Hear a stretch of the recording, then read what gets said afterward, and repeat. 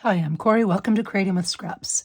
Today's JJ 10-Minute Makes project is what I call the double-sided bookmark pocket. If you saw the first video in this series where I came up with the idea, I was in Grayling, Michigan, and a lady in a coffee shop art store there had a bookmark that a friend of hers had made, and it was a double-sided bookmark with pockets. So I know that this concept exists on the YouTube somewhere, and I don't know who is the original creator of this. I just know that I kind of altered, I looked at hers because she was kind and let me look at it, and it came up with my version of it. So I'm going to show you, and I mentioned it on another video. This is the one that I made, the first one, and it's got pockets on the front, two different pockets on the front. And then when you flip it over, there's two different pockets on the back. And I've just got some ephemera bits. This particular paper, the green, I believe, is from, I think all of this stuff, I think it's from Rach Bella Crafts, one of her floral kits. So this is what I started with. And then I started playing with it to make some samples and to show you, different sizes and different ways that you could do it. And then this is double-sided. And this paper is a print on top of old ledger that I believe is from Patty at Sacred Mementos. And so you can see it's just a little bit bigger, a little bit wider. So that's another nice thing about these. They're completely customizable based on the paper that you have and what product you want to use. This one is really kind of cool. It's a little bit longer because I don't usually make really long journals, but it is where is it? Well, heckity heck. Where did I put it? Oh, here it is.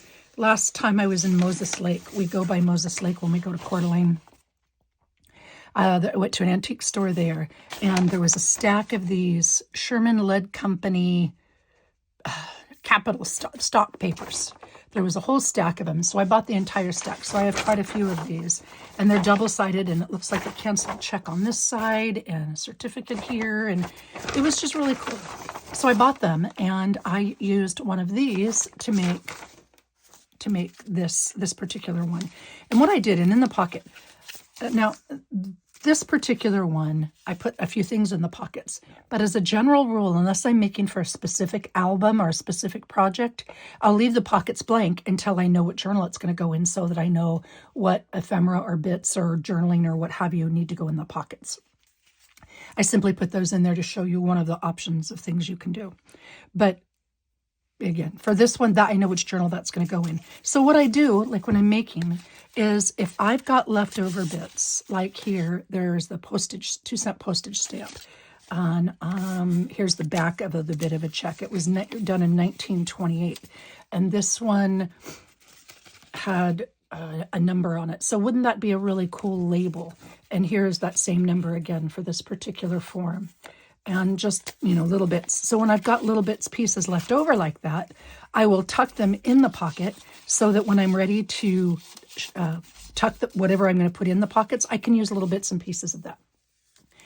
If you're not a mass maker, if you're only making for a particular journal, then that might not be a step that you need. But if you were going to, if this was a mass make, because a lot of these would work really well for mass makes if that's what you choose to do. But because this one I'm not going to use right away, I'm not sure which journal it's going to go in. I just want to keep those pieces there. And so like here, this was a dry embossed bit, and I just highlighted that with some ink. And I made sure that part showed because I thought that was really cool. Let's see here. This is, so let's say I showed you that. I'm going to move that to the side so I don't forget. This is just, this one is just a book page. It's a really big book, and obviously this is huge. It wouldn't fit most of my journals, but I could use it for something, or I could gift this or what have you. This one is just a really big book page. This, I don't even remember what they are. Maybe they're like 12 by 15 or something along those lines. And I shared this one on purpose because I wanted to, and I'm doing it at the beginning because as you're selecting your paper to use, this is something you might want to keep in mind. This is a pretty hefty book page, right? Because there's print on both sides. When we fold this, when we score it and fold it, because it's thicker paper, you are going to have some displacement. So like you can see, well, you can kind of see right here, the edges aren't perfectly aligned. And the thicker your paper, the more unperfectly lined pages you will have.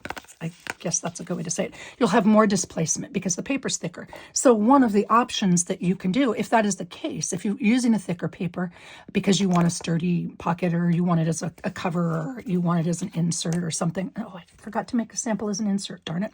Oh well, I'll walk you through it.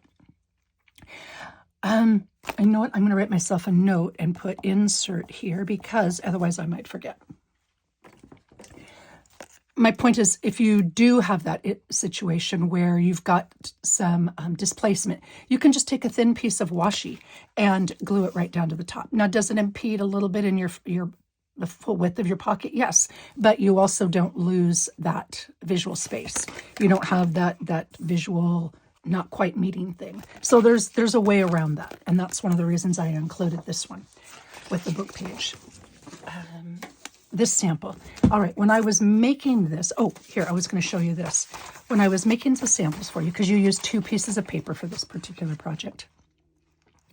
You can do one, but it's way easier to use 2, and I'll explain why. I was using some vintage ledger that I had from 1928, so almost antique. Oh, I'm sorry, this is from 1933.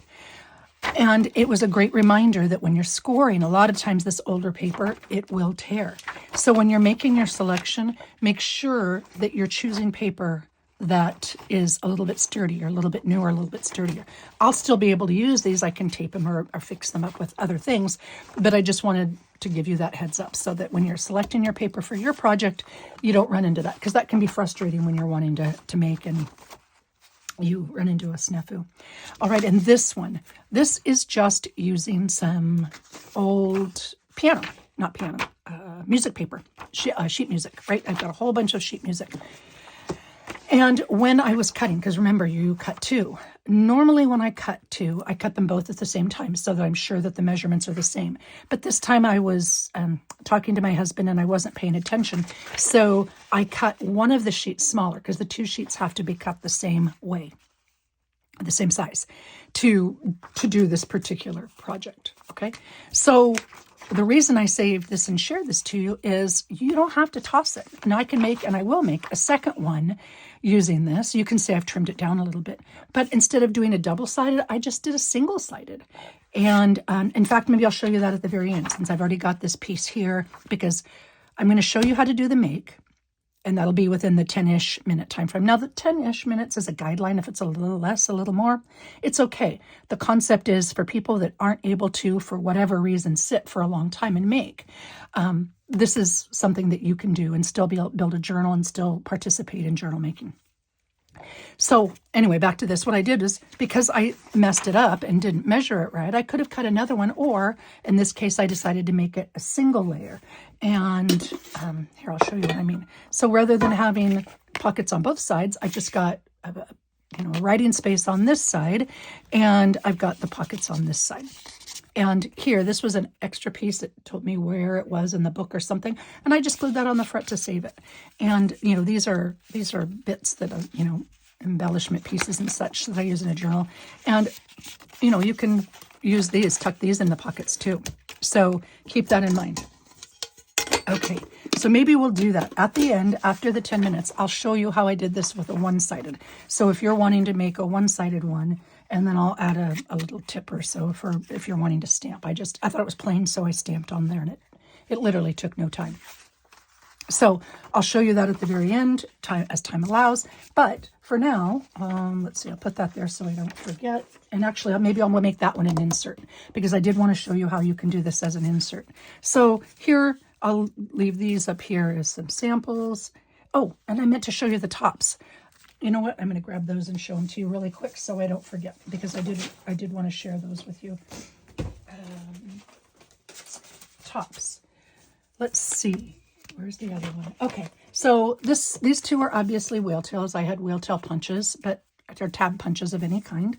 This was just a torn piece of cardstock, and I put an eyelet in there. This one, I didn't even put an eyelet. I just did a badge punch and some sari silk for the top of that one. And this one, I just used, because this is already really long, I just used a circle punch and fold it in half. And then, because it's so big, I just put a key on the top. Now these pieces too, again, another tip. These pieces right here, like for this one and this one. These are not string that I had in my stash. These are salvaged bits. Like, here's a great example.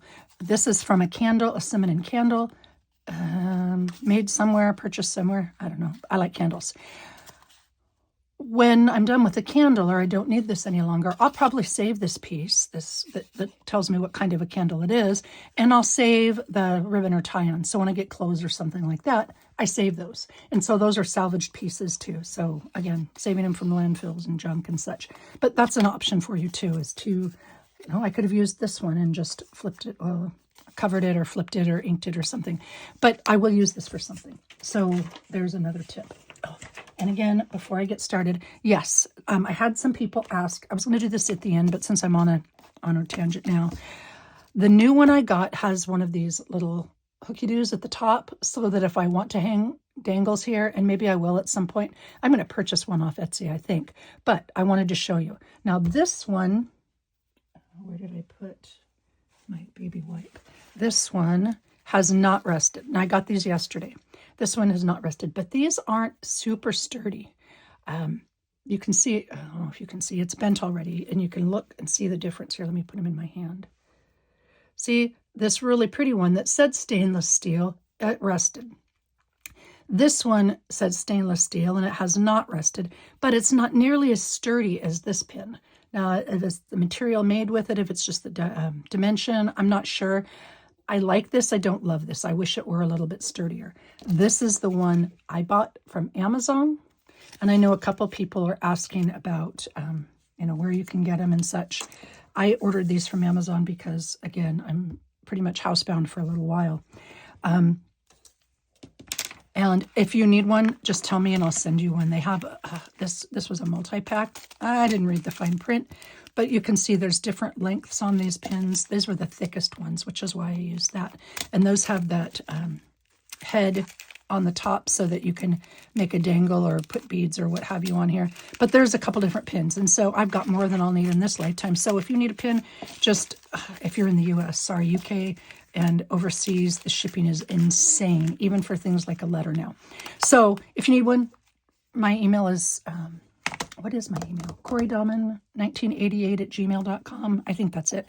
CoreyDahman1988@gmail.com. Yeah, we got married in 88. So I think that's what it is. So pop that in there. I remember to check it every couple of days or so. And I'll send you a pin because I think these aren't sharp at the ends, so I don't think there's any postal restrictions because they're certainly not dangerous. These are not pointy pins. These are flat-edged pins. Okay, I think I shared all the things I was going to share, and now we can actually make it. Now I'm going to use, you can use pattern paper, you can use digital paper, the point with this is you can use any paper, make it any size you want. I am going to use plain coffee dyed cardstock, and the reason I'm going to do that is because it'll be easier for you to see where I score, where I cut, where I mark the lines, and that is 100% my reason. So there you go. All right, this is a piece of coffee dyed paper that I've had in my stash, and it's a long piece. I think it's like 11 by 14 or something like that. So I'm going to just fold this in half-ish. It doesn't have to be perfect. And then I'm going to cut it. And the reason I'm doing that is you want, you know what? No, I'm not. Yes, I am, because most people are going to use 2 pieces of paper. I could leave it like this and just mark it and cut it, but most people, I believe, are going to use 2 pieces of paper. And that would be my suggestion, 2 pieces of double-sided paper, because you'll be more, I think, pleased with the image, because you're flipping things back and forth. So if you have a single-sided paper, let's see, okay, oh man, sidetrack. Tracy sent out, listed a new kit this morning, field notes, I think, something. And I had to print it right away, which is one of the reasons I got sidetracked, because it is absolutely perfect for one of the journal bases that I made a while ago, and I didn't know how I was going to use. So this is perfect. So this is flowers and field notes and such, and this, I mean, the colors, the style, it was just all kinds of fabulous. So I had to start and print that because, you know, squirrel, whoops. And yes, I can squirrel with the best of them. So there you go. All right. Look, I've talked for 14 minutes and I haven't done a darn thing. That's impressive. Okay. So 2 pieces of paper and I've cut it. Yes, I've cut it. All right. I stack, I was saying with the double-sided paper. I got sidetracked, see? So what happens is you're folding back and back. So one of your layers would be solid color. And that might be okay, but I think for the sake of continuity that I really liked the colors being the same and pattern being on both sides. That's why I selected to use pattern paper. Double-sided pattern paper. Okay. In this case, I'm going to use solid, and that'll work just fine too. When I do this, I tend to do both at once because it's just a little bit easier. And you can see I didn't cut these perfectly. They're not perfectly straight. That's okay. We can trim it at the end and it's not going to be a problem. If you want a narrower bookmark, you just use narrower paper, you know. If you want a wider bookmark, you use wider paper. This particular paper, I'm going to look down here at the bottom, is, this is a great example. This is 11 inches. So I need to break this into about thirds. Now, I know a lot of people don't like to math and they don't like to figure out, okay, 11 divided by 3, what exactly is that? Well, I know if I do 3.5, that's 3.5 and 3.5 is 7 and 3.5 and another 3.5 is 10.5. Okay, so 10.5, I can work with 10.5. So I can do the first 2 at 3.5. So I'm going to grab my scoreboard and do my first 2 scores, and I'm only going to score 2. I say first 2. The only 2 scores I'm going to do. I want to make sure these guys line up. So I'm going to do it at 3.5 and 7. 3.5 and 7. And yes, one side is going to be longer. In this case, roughly 1/2 inch-ish longer. But that's okay, and I'll show you why. It's an easy fix. In fact, it's easier to do it at this end to trim things up than the other. So I've got 2 pieces that are 3.5 inches, and I'm just going to take those and fold them over. Sorry, with the light in here, it's kind of hard to see. I'm going to fold it over, match it up, and push it down. Now, you have a little bit of wiggle room here, because even though you've scored it at a certain spot, you've got what I call roll or wiggle room, and then that's totally fine. And then I'm going to do the same thing over here, but I am going to match it. So I should say what I'm doing. I took one of the 2 3.5 inch pieces and I folded it back, scored it. Made sure it was mostly straight. I didn't cut it perfectly straight, so mostly straight's good enough. And then I folded it back, just like this. Now I'm going to flip it the other way. I'm not going to take this piece and fold it back on top. I am going to flip this one the other way because it's a lot more forgiving. And what I can do, I'll move that out of the way. What I can do is I can match these up pretty darn close. So the first fold that I made and this fold, I can match these up. Again, because of that roll room, those are pretty closely matched, right? Can you see? And now, yes, I have a little bit longer at one side, but I can trim that off. And it's really, in fact, very easy to trim this off at this point. And you can see now my top and my bottom, I didn't cut it straight. I can trim those off afterwards. And I'm going to do the same exact thing on this one. I'm going to take one piece and fold it, use my score line as my guideline and fold it down. And then I'm going to flip it over and do the same thing on the other side. But I don't want to match this edge up with the fold. I want to match this edge up with the one underneath it because I want 3 sections or 3 panels that are essentially the same size. So let's see, I think I said I started at 14 because I was talking. But I'm hoping that the talkity-talk at the beginning, I originally intended to do at the end, but I'm hoping that it allows you to think through your paper choice when you start so that you're happy with your finished result. Use whatever you want. But there was some reasonings that I chose what I chose. All right, so both of these have a little bit of an overline or an overlap, right? So now we're just going to trim those off. I do not keep my trimmer on my desk. Some people do. I have a specific spot for it, and that works well for me so that it's not in my way and I'm not piling things. So I know this is 3.5. I'm going to use the 3.5 mark and cut it. And now, if I needed to, I could trim it up, but I'm really pleased with that. Same thing here. 3.5. making sure it's straight on the bottom because remember my paper wasn't straight, and trimming it up there. Okay. Now I do this, and I'm going to save these 2 pieces that I just trimmed off because I will use those, and I'll show you why. I'm going to use those in a little bit. Okay, so I've got 2 of these folds. I am going to put them together just like this because I want these to fit together when I'm done. So I'm going to cut at the same spot. Now, let me show you here, like this one. They are different measurements on both sides. So if I were to show you the pocket, a pocket here on this side and a pocket here on this side, they're different sizes. The pockets are not lined up. I did that intentionally to show you an option. This pocket is taller, this pocket is shorter. So you can put different size things. Like for example, this was a leftover piece from that book, and I want to make this into a bookmark to put in here, so I wanted it a little bit longer. But I had some shorter ones that I didn't need that long, so I wanted a variety of sizes. And you can do that.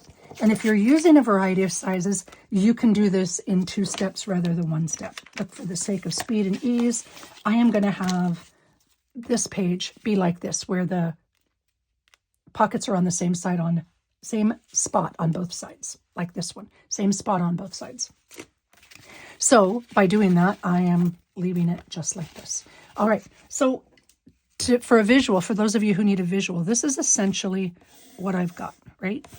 I've got this piece of paper. I hope that shows up.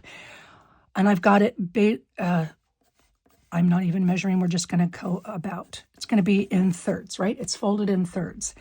This first piece, this first pocket, is going to be cut right here. That is this flap. Then this second piece is going to be cut about 1/3 of the way up, and it doesn't have to be perfect, and that will be this flap or this pocket. So this part is going to be cut off. Now, if you did everything perfectly and measured everything perfectly and it was double-sided non-directional paper, you could conceivably measure it so that you took one piece and then you used this piece and matched it up, and you made this double-sided pocket. I was playing with that. Way too complicated and confusing. I wanted simple, which is why I went with 2 pieces. But if you need a visual there, that's essentially what we're going to do. And it doesn't, because you can fold these back and forth, it doesn't really matter where we start. Now, I did not make these straight. The paper wasn't straight, and I'm going to make it straight now just for the sake of ease. I could trim this at the very end, but I don't need all the length that I've got, and I'm going to start it off as even. Now, I just cut off the top and bottom. There are no folds there, so I didn't cut off any of my folded bits. Okay. Now this section is, let's see, 10 to 8. This is about 8 inches, right? 10, yeah. This is about 8 inches. So if I want my pockets about equidistant, I could do them at like 2 3/4. And in fact, that's what I'm going to do just because it's easy. So I'm going to measure. Do you have to measure? No, because you're cutting both pockets at the same time. You don't have to measure. You can do the bottom one 3 and then 2 and then 3 if you want. You get to pick. You can eyeball the whole thing. But I'm going to measure 2 3/4 and 2 3/4 because I do not cut straight. It is not a strength of mine, and this will allow me to cut straight. So I've made my first mark on the bottom at 2 3/4. Now remember, I've got 2 pieces of paper in my hand, and I am just going to, and I need to clean that, apparently I had glue. I am going to cut right at that line through both sheets, just like that, okay? Now, I'm going to fold this over, right? Because I know where my starting point is. I make sure it's straight because I started with it straight. I've taken these 2 flaps that I've cut and I'm folding them over right in here. And I do that just to cheat because I don't want to have to measure from the bottom and such. And I'm going to measure 2 3/4 from the bottom of my cut line to the next section. So 2 3/4. And then the same thing over here, 2 3/4. You don't have to. You can do 2 3/4 and then 2 3/4. I mean, you can measure, which is what, 5 1/2. You can measure from the bottom 5.5. This is just easy, and that's why I did it. Okay, so, oops. And now, again, I'm making sure my papers are lined up, and I'm going to draw a straight line right here so I know where to cut. So I am going to, I've got these first flaps, right? I'm going to, on the score line, I'm making sure my papers are lined up because I've got them stacked on top of each other. And I'm going to cut at the score line. Okay, that's going to bug me. I'm going to cut at the score line up to the new line that I just made, the one at 5.5. This is a great place if you have one of the Fiskars trimmers that have the straight line so-and-so, the straight line start and stop line. This is a great use for that. Okay, so I've got this piece, right? I just cut up. And now I'm going to cut across the top. Again, I'm making sure my papers are lined up. And I am going to cut out this piece. And then where that second score line is, I'm going to use that as my guide. And I am going to cut up that next score line. I'm going to flip it this way so I can see it a little better. And I'm going to use the score line as my guide and cut. Okay, so I've got these two pieces as my leftover bits. That would be these two pieces on top. And this is what I'm working with on the bottom. Okay, I'm going to put these to the side because I will probably use those for something else. And now I've got my two bits to make the double-sided, what did I call it? I moved it somewhere. Double-sided bookmark pockets. All right, now I'm going to take these two pieces and separate them.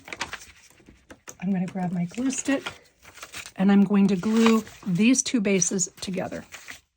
And this is single-sided, or this is copy paper, so this is thin. You can do this with cardstock, but it gets really bulky really fast because eventually you're going to have 6 layers of paper. So it gets really bulky really fast. That's why I like to use copy paper. I'm going to line the edge, so they're going to end up looking like this, right? I'm going to line the edge of one up on the edge of this one. And why glue stick? Well, because you don't need it to be super glued. And glue stick gives you a little wiggleability because you may not line it up perfectly the first time. Lord knows I never do. And then I'm just going to push it down. This is, for those of you who are new, this is just an ice scraper. And I'm going to match those up. So this is what it looks like at this point. And because I like to ink, here's where I'm going to ink. This, I'll work on the front. I'm going to ink this edge because it's harder to ink now. Or I mean, it's harder to ink after you've glued it. So I'm going to ink that edge. And then I'm going to fold this back, and that's my bottom pocket. Now you can see here, I've got my pencil mark on there. I didn't do a great job of cutting that off. No big deal. I'll ink over it, and it'll never show. Or I can put tape. You know what else I can do? Because these don't have to be perfect. Watch, I can come back in. Rather than erasing it, I'll just come in and make sure I've trimmed that off. Just took, I don't know, maybe a 1/16 of an inch off or something. Okay, see, there you go. Pencil line is gone, cut marks are gone, and it's all good. All right, that is this side. And then I'm going to do the same exact thing on the other side. I'm going to ink this right now. And ink this. And so that, I'll show you that real quickly, is the basis for our pockets. Now, you have a choice, and now I'll show you what I mean about the insert. All right, so you've got double-sided pockets. You can, and you can see, even though I measured them and cut, the bottom doesn't line up perfectly. Well, let's see. I'll just trim that off when it's all said and done. And it's not going to be an issue. It's not going to be a problem in the least. And again, this one doesn't line up exactly right, so that's okay. I can refold it a little bit. There's roll room there, and when we're done, we can trim that, and it will work great. Okay. Okay. You can just glue the edge and the edge. You can glue those down on these two to make your pockets. What I generally tend to do is I use the leftover bits, right? Some of the little leftover bits, and I'll just take these two pieces and I will make a gusset. You don't have to. This is completely optional. This just allows your, and they don't have to be perfect. Close enough is good enough. This, and then I'll use those two for the other ones. Okay. This allows you to go from quote unquote end to end with your pocket, from side to side, I should say. Okay, so I'm taking these pieces and I'm just folding them in half. These little itty bitty scraps that I just saved, these are my gusset scraps, and I folded those 2 1/2 for the smaller pockets, and I'll fold these 2 1/2 for the larger pockets. If they're too small, not a big deal. It's just, you don't have to glue, they don't have to fit exactly, but you don't want them to be too long, and if they're too long, we just trim them down. They're not going to show, in theory. They're just to gusset your pocket. So there's that one. And I could score these and I could try to make them perfect, but it doesn't matter. Like I said, they're not going to show. And there you go. Okay, so you can see here, that's pretty darn close. And then what I do, so that the ends don't stand up, I take a divot off, or an angle off each corner. And I'll do the same thing here. I'll do the little ones last. All right. So I've got these two pieces, right? And now I'm going to open this up, right? This is one of the sides, front or back, doesn't really matter which. I'm going to, my Velcro piece came off, so I have to actually put my pin down now. I am going to put a little bit of glue on here. I can put glue on here, sometimes I do, but you can do it either way. I'm going to put glue down and move this up, and I'm going to line this up to the edge of my page. So I've lined the gusset up to the edge of my page, just like that. So you can see that's where the gusset is.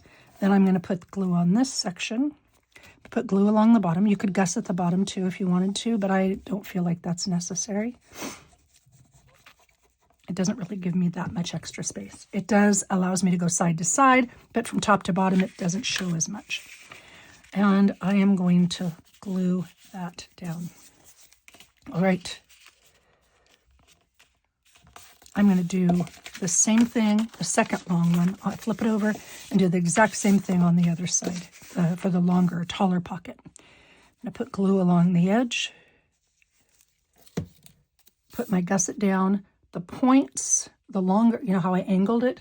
The longer points go on the outside, and then the shorter points, the angled down part goes toward the inside. And that's just to prevent you from catching things on the edge of your pocket and it lifting when you're taking something in or out. Okay, so that's there. Now I'm going to do the same thing here and put glue on just the gusset flap. And I'm going to roll that closed. And match those up. And push down. Oh, I forgot to put glue. If you forget to put glue along the bottom, not a big deal. You can do it afterwards. You can just come in with the tip of the glue and tuck it in there, and there you go. Okay, now I want to do the same exact thing for the front two pockets. I want to put them, and see what I mean by allows you to go side to side. Where did I put those? Oh, here we go. Here are these pieces, right? It allows you to make your pocket a full length pocket across the width of the page.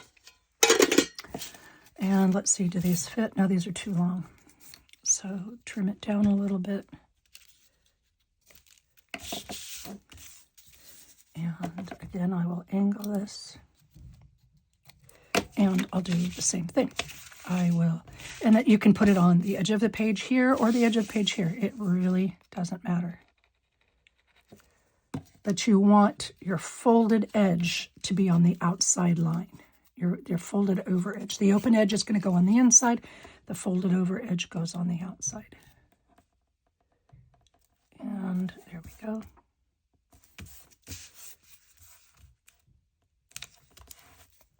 And again, I'll put some glue. You can see here I trimmed a little extra off. Not a big deal.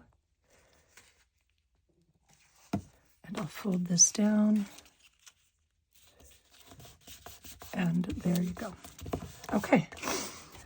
Same thing on this last side. And again, too long. Just trim that down and that down. Make sure it fits. Yep, good enough. Glue. Oh, did I forget to glue the bottom? Because I forget to glue the bottom a lot. If I did, I can go back and fix that. Maybe that's why I forget, because it's so easy to fix. All right, there for that gusset.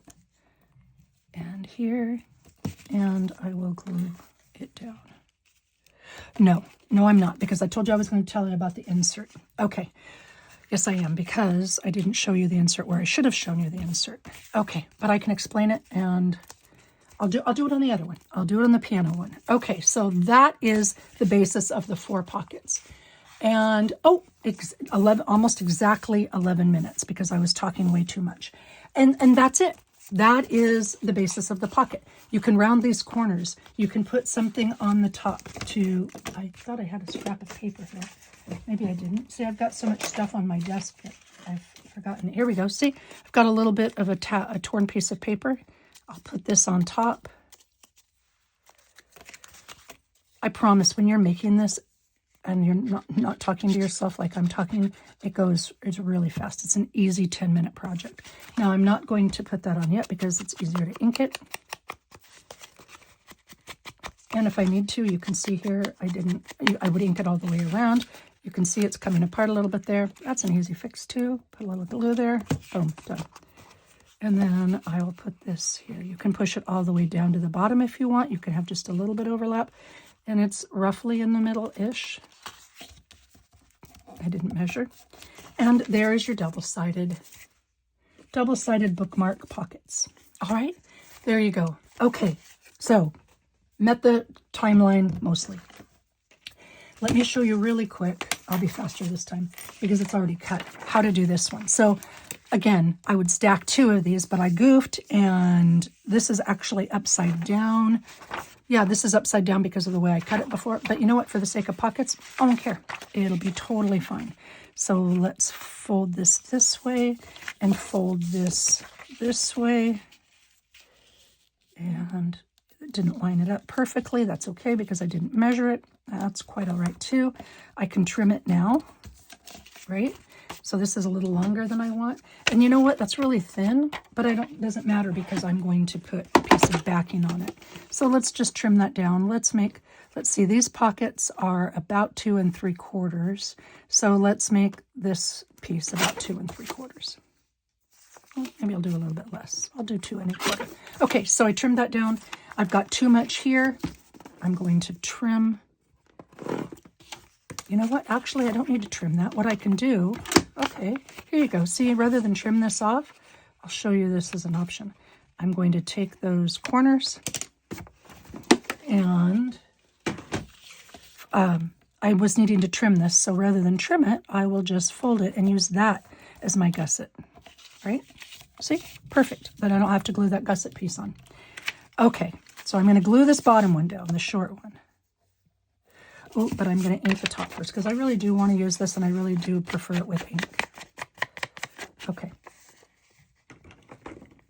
So glued the side gusset that I just created with the overlap piece and the bottom, and I'm going to glue this down. But maybe I want to have this inside my journal. I want this, see, I had folded it here, but that's okay. I'm going to put a piece of solid paper on the back, so that's not going to matter. So this isn't going to be a double-sided. This will be a single-sided. I'll grab a scrap and do the same thing here. Let's ink this. So rather than a double-sided pocket, this, with just one of these pieces, is a single-sided pocket. But then I decided I wanted to put this as a journal page insert. So again, let's see. That's not quite long enough, but that's okay, as I can... Oh, I know what I have. I know what I have over here. I have... Nope, not quite long enough. I have some of that book page left over. Yeah, here we go. See, it can really, truly be any paper. I'm going to fold this in half.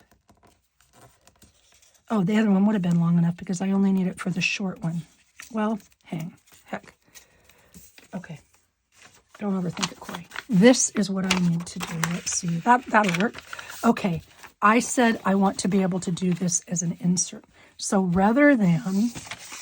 Okay, let's take this scrap of paper, and I'm going to make this, we'll just call it... we'll do 2 inches. What the heck? It doesn't have to be 2 inches, but I'm going to do 2 inches. Okay? And then I'm going to make a gusset just like I did all the others. And I'm going to fold it over at about, I don't know, 1/2 inch. Okay, something like that, right? And this is a little too long, so I'm going to trim it down. Just hang with me in a second and it'll make sense. This is going to be an insert. So rather than a removable item for my journal, this is going to be something that is permanently in my journal. Okay, so I made my little gusset, right? And I am going to glue this here. So it's like a gusset, but rather than ending right here, I've got this flap. I'm going to put the glue here. And I shouldn't have done that. Well, no, you know what? We'll do it on the other side. That's okay. This will work. I'll do it on this side and it'll work. I should have done that on the other side, but it doesn't matter because it doesn't really matter where your insert is. All right. And I'm going to glue this down right here. Okay. So I still have this section, right? And I'm going to still glue this down here. Actually, let's see. But what I've done here is I've created this as a page insert. So I can tuck this right inside my journal. I can sew this into the signature itself and then put something on this side of it. So it would be sewn right down here. And this would allow me to make it a permanent insert piece in my journal just by doing that one thing. Now, I put glue on the wrong side, so I made do. I should have put glue on the other side, but you know what? That's okay because I can just do this. I'll take another piece of trim, right? And I will put another bit right here. I'll just make myself a hinge where I should have made the hinge the first time. And it's the same exact thing, gusset piece. Let's see, right here and about right here. Okay, and I'm going to put it right here, line it up right here on this edge so that I still have a full width pocket. And I'll put glue on the bottom because I forget to do that. So we're going to call this the bonus content.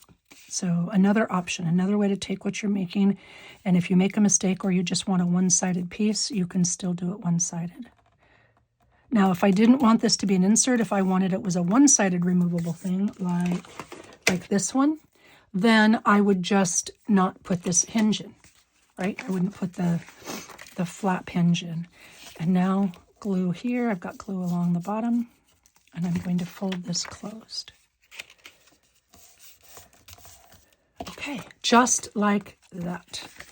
Single-sided, even though it doesn't look like it, it really and truly is.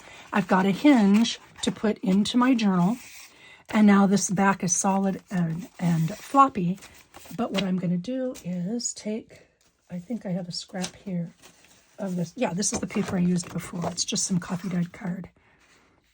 It's just not quite as long, so that's okay. I'll just cut it down. I want to use what I've got. So I'm going to put glue on here. This is the side without the pockets. Remember, this is our single-sided one. So put some glue here. I am not putting this into, I'm matching it up next to that edge.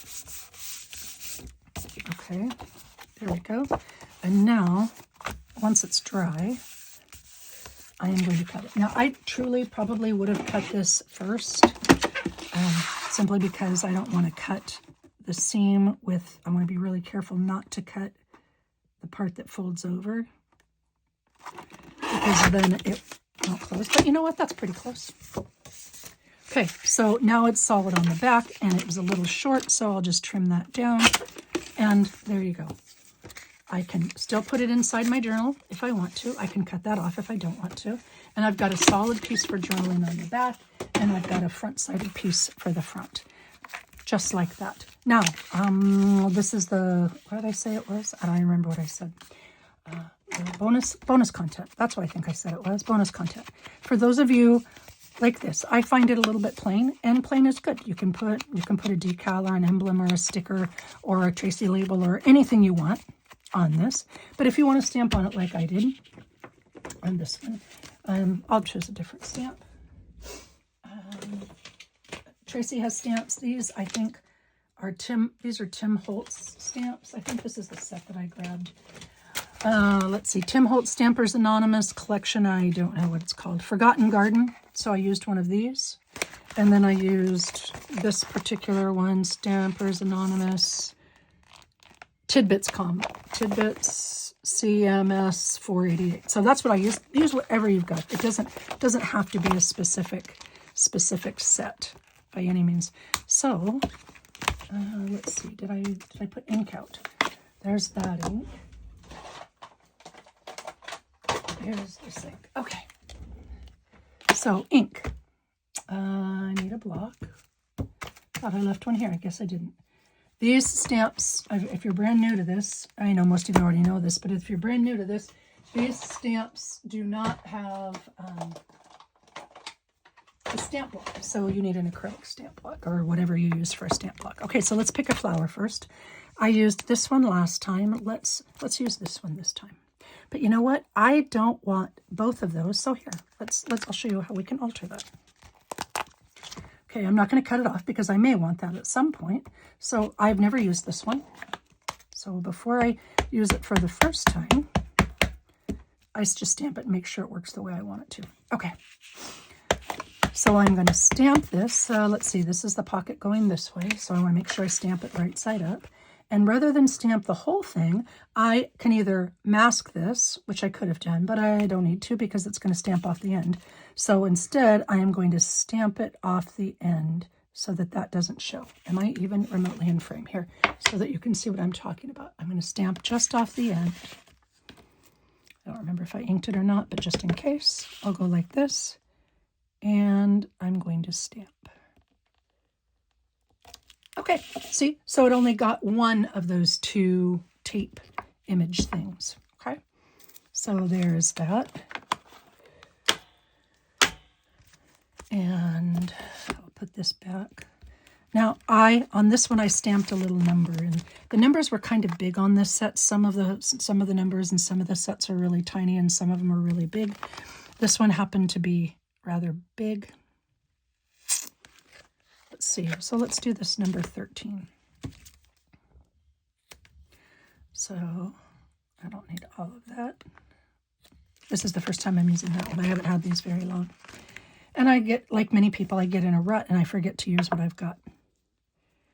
So let's go like this. And I believe I used this because when I send something out in the mail, I stamp a heart on it. I make a little envelope like this, right? And then I have a little heart stamp that I stamp right there. So I use this red all the time, which is why I have it on hand. Okay, so there's a little bit on the corners there. I'll just wipe that off with my finger. You could use a baby wipe. And I'm going to put that number 13 in. It's not going to fit perfectly, but it doesn't need to. Overlapping a little bit will be just fine. And I'm going to line that up and put it in. See? So it overlaps just a little bit, but I like the way that looks. And because I used red there, I want to use red here. Now, this is a personal choice for the sake of speed. I can go get a red pen and try to match it up but go hunt, but I've got it right here, so I'm going to use this. So I stamped a little bit of ink on my acrylic block. I keep this in my tool thing. It's just a Judikins watercolor pen. I bet I've had this one for 25 years. I've had it forever. And I'm going to pick up that water and that watercolor pen and then make this flower red. If I want a little bit more red, I just put a little bit more in there, right? If I want different depths of shade and color, just like that. Now, some people are going to freak because this is a permanent ink. It's a premium dye ink. It's not a pigment ink, it's a dye ink. And well, that's okay because I'll just get a paper towel. It's underneath my desk, so excuse my reach. I'll grab a paper towel, and I keep, because I use this to clean glue off, this is just, ooh, let's move back out. There we go. Let me use hand sanitizer. This is just hand sanitizer. I keep it on my desk in my tool caddy, and that will take all the red ink off of it. It takes all the permanent ink. And so sometimes my stamps get messy because I'm not super tidy about that. Don't care, they're for ink. And if I get some on there, I can just clean it right off with the hand sanitizer. So that's my tip on that. Now I'm going to use the same brush. I'll just get all the red out of it. There's just water in here. Well, it's almost gone. There's water in there, and that's what activates. So water mixes with the ink and allows you to put it on. I am not a watercolorist. I do not have watercoloring abilities. I wish I did. I wish I were an artist. But there you go. So I wanted a little bit of green there, and I put a little bit of green. This wipes up a little easier because of the type of ink it is. But again, same thing. If I needed to, if it was staining, I could just grab the hand sanitizer and clean it right off. Okay, so there's that. That is my little tip to put a little bit of color on it, right? And there it is. Okay. Tracy, while I was printing Tracy's kit this morning, or this afternoon, whatever time it was, I saw that Tracy has a new video, and I don't know about you guys, but I can squirrel with the best of them. And I knew darn good and well if I allowed myself to watch Tracy's video before I finished this, that I would get sidetracked and I would change my mind. Now you're thinking, Corey, you said 10 minutes, but it's because I talk all the time.